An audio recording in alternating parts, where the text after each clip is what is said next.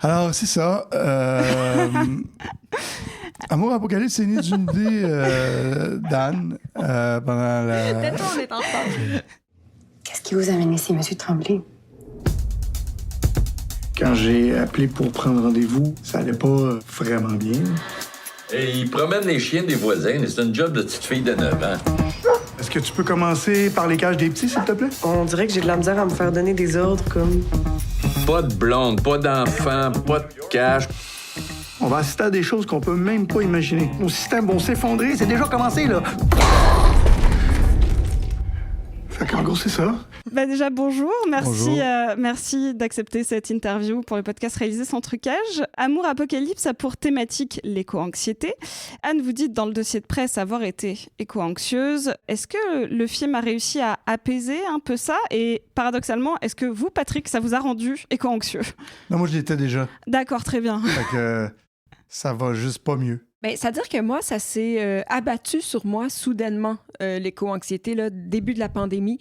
Comme si avant, je savais ce qui se passait, mais j'étais moins touchée, moins atteinte. Puis avec la pandémie, j'ai comme eu plus de temps. Fait que je pense que je me suis mis à lire, à écouter des podcasts, tout ça. Je peux pas dire que ça a soigné l'éco-anxiété de faire le film, parce que déjà, faire un film, c'est utiliser énormément de ressources, même si on essaie de tourner vers. C'est pas vraiment vert, là. On va regarder les choses en face. Donc, c'est un peu incohérent, tout ça. Mais, bizarrement, je pense que quand on a une anxiété, là, on parle d'éco-anxiété, mais peu importe l'angoisse, l'attaquer de front, pour moi, c'est la meilleure chose à faire. Donc, tout à coup, comme j'étais angoissée, je me suis mis à lire, à écouter des podcasts, disons, la montée des océans, à vraiment aller au fond de tout ce qui me fait vraiment peur. Ça m'a bizarrement aidée. Plus que l'information, finalement, un peu morcelée qu'on reçoit tous les jours sur les réseaux, puis dans la presse, à toutes les petites notifications pour nous dire à quel point le monde est en train d'exploser, ça m'a plus calmé de faire des recherches plus profondes. Oui. Ouais. Moi, ça m'a aidé, le film, la façon dont Anne a eu d'en parler de ce thème-là. Je sais pas, moi, ça m'a beaucoup apaisé. Ce qui revient souvent, moi, c'est qu'une personne toute seule, les grands éco-anxieux, c'est qu'ils ont toute la responsabilité sur leurs épaules, puis ils voudraient tout régler ça eux-mêmes. C'est impossible. Bon, puis on est des animaux. Bon, il y a plein de choses qu'on ne comprend pas qui nous échappent. Anne, dans son scénario, apporte une solution, c'est de s'occuper de l'immédiat autour de nous, puis de bien s'en occuper. Souvent, je pense que ça a des répercussions sur plus grand encore. Si on s'aime, si on prend soin de l'un de l'autre, on va vouloir que l'environnement soit beau, parce qu'on veut plaire à l'autre, on veut que l'autre soit bien. Puis ça fait des ondes très positives. Puis, en tout cas, moi, je me suis rangé plus de ce côté-là. Au lieu d'en mettre sur mes épaules et de dire qu'est-ce que j'ai pas fait, qu'est-ce que je pourrais faire de plus. Puis c'est pas le fun de vivre avec cette culpabilité-là tout le temps. Je voulais savoir comment vous aviez construit ensemble le personnage d'Adam, parce que c'est un personnage masculin aux antipodes des représentations viriles qu'on voit normalement dans les films de fin du monde, où ça peut être genre Gerard Butler ou Jake Gyllenhaal. Et je trouvais ça très intéressant et très subtil. Oui, c'est vrai qu'on voit pas ça souvent. C'est vrai. Je pense que ça commence à l'écriture, en tout cas, très certainement. Oui, mais c'est moi qui ai décidé ça. Adam, c'est moi. En grande partie, là, vraiment. Puis j'ai décidé que ça serait un homme pour me prendre une distance. Donc, je pense que ce côté-là, peut-être un peu hypersensible, vulnérable, fragile, me ressemble beaucoup. Mais très vite, j'étais comme, mais c'est pas comme ça qu'on représente les hommes, mais tous les hommes autour de moi sont quand même plutôt du côté vulnérable et fragile que super viril. Peut-être que c'est moi qui choisis mon entourage bizarrement, mais c'est ça la réalité. Et Patrick est arrivé. Il ressemble, lui, beaucoup au personnage d'Adam, je pense. De prime abord, le titre du film a l'air antinomique compte tenu du sens global de Apocalypse, mais dans son sens étymologique et religieux, ça veut dire révélation.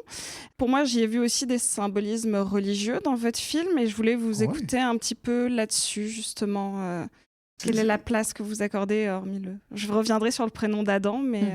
Absolument, là, il y a vraiment quelque chose de biblique dans le film, ne serait-ce qu'avec la scène finale qui est le paradis terrestre, Adam et Ève, l'Arche de Noé avec les bruits des animaux. On est allé vraiment chercher dans du symbolisme religieux.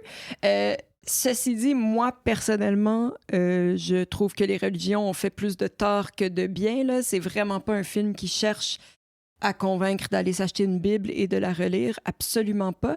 Il y a quand même dans chaque religion la bonté, prendre soin du vivant, le partage. C'est la base de toute religion. Donc oui, on y revient un peu, mais en mettant de côté tout ce qui est laid et qui divise, oui, dans la religion. Mais oui, on a assumé tous ces symboles-là, puis Adam... Quand je marche sur les eaux, là. Quand il marche sur les eaux à la fin, là, avant la montée des océans finale. Mais effectivement, le simple fait qu'il s'appelle Adam, puis qu'il s'est même dit dans le film « Like the first man », comme le premier homme, ça fait partie du projet. Justement, je voulais venir sur le prénom Adam et sur le fait qu'il y a vos deux personnages principaux dont les noms sont des anagrammes. Et donc, anxieux, dépressif, atypique et médication. Et Tina, there is no alternative. Je voulais vous poser la question à vous deux, mais cette no alternative, pour vous, c'est la fin de l'espèce humaine ou c'est l'amour? Je vais le prendre pour le second choix. Je pense que on n'a pas le choix, c'est l'amour. Mais c'est certain qu'on est inquiétant un peu pour l'espèce. Toutes les espèces, je trouve ça assez inquiétant. Est-ce qu'il y a d'autres alternatives? J'espère. TINA, There is no alternative. À la base, c'est un slogan de droite, en fait, de Thatcher qui dit il n'y a pas d'autre alternative que le système capitaliste, il n'y a pas d'autre alternative que d'exploiter les ressources et de coloniser et de prendre tout ce qu'on peut pour faire rouler ce système-là. Moi, je trouvais ça intéressant de prendre ce slogan et de le détourner complètement. Il peut vraiment dire deux choses. Il peut dire « There is no alternative », il faut que je rencontre cette femme-là, il faut que je tombe amoureux, il faut que je vive cette histoire-là. Mais il peut aussi vouloir dire There is no alternative, ce système-là va s'effondrer d'ici 5 à 45 ans, je ne sais pas exactement quand, puis on n'aura pas le choix de vivre avec cet effondrement-là. Ça va être difficile. Je pense que nos sociétés vont changer, mais je pense que quelque chose de beau peut renaître de ça parce que les systèmes dans lesquels on vit, on a atteint le bout, là. On n'a pas le choix de changer.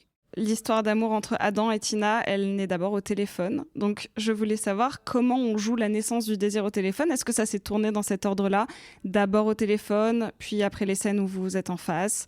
Est-ce que vous avez eu des inspirations pour jouer au téléphone et comment ça se dirige? Parce que c'est particulier normalement quand un homme rencontre une femme ou deux hommes se rencontrent ou deux femmes se rencontrent. Mmh. C'est très gestuel et là, c'est uniquement dans l'intonation. Piper était là, sur le plateau, à côté.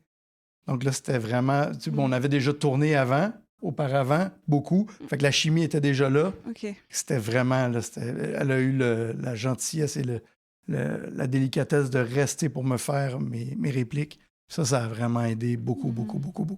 Moi, cette romance au téléphone, elle m'a fait penser à Her de Spike Jonze. Donc, ma première question, c'était est-ce que c'était un peu une référence ou une inspiration? Et est-ce que justement la concrétisation, le fait qu'ils se rendent compte que ce soit pas du tout une IA, d'ailleurs l'IA c'est cité dans un des dialogues, est-ce que c'est une manière de dire que la relation humaine sera toujours plus forte que la relation à l'intelligence artificielle ou à la machine? Il y a une référence vraiment directe à Her de Spike Jonze. Puis après, c'est pas un film auquel j'adhère complètement. Même si le gars est très sensible dans le film, il y a quand même quelque chose qui me dérange du fait que cette voix ne soit qu'une voix et qu'elle soit jamais matérialisée et que ça reste malgré tout le point de vue d'un homme sur une voix qui n'existe que pour venir le divertir, le faire sentir vivant. Donc, ça faisait partie du projet du film, à la fois de faire référence à cette voix-là, à comment on peut tomber amoureux puis se sentir proche d'une voix, mais aussi que Tina se matérialise. C'était vraiment important pour moi. Et que non seulement elle se matérialise, mais pas simple. T'sais, elle est mariée avec un homme alcoolique. Elle a 2 enfants, dont une qui se scarifie. Elle a toute une histoire, tout un bagage. Moi, c'était important pour moi. C'est pas vrai qu'une femme n'existe que pour un homme. Puis je trouve la réaction d'Adam vraiment belle, en fait, très, très animale, de « Oh, t'as des enfants? Eh bien, bravo. Il y a un truc vraiment, il accepte au lieu de n'importe qui aurait pu dire, mais pourquoi tu m'as caché que t'avais 2 enfants? Adam, c'est juste, il accepte les gens et Ils aiment les pour ce qu'ils choses. sont. Ouais.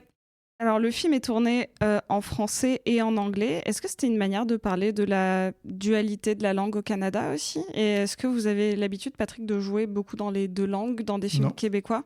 C'est la première fois. En fait, c'est très rare. Le Canada est supposément un pays bilingue, mais on tourne jamais. Mais ce sont 2 solitudes C'est quand ça. même. C'est vraiment le Québec. La réalité, c'est qu'au Québec, on parle français et anglais, et au Canada anglais, on parle anglais. Et ils parlent pas français, ou à peu près Mais pas. Il y a des communautés. Mais il y a des un grand communautés intérêt francophones. pour les jeunes, apparemment. Moi, j'étais allé me promener un peu, puis les jeunes, beaucoup allaient en école d'immersion française, les Anglais. Ah. Et il y en a dans ceux-là qui étaient là pour l'opportunité que ça leur offrait, mais il y en a qui restaient accrochés à la culture aussi. Puis j'en avais rencontré beaucoup dans les prairies. Mhm. Ça m'avait bien surpris. Mais c'est sûr que c'est quand même 2 solitudes, puis ça reste un mouvement de francisation très minime, puis il est en... Oui, le français décline, Décline quand en même. Amérique du Nord, Oui, au Canada. au Canada et au Québec. Ben, mais En Louisiane aussi. oui, fortement.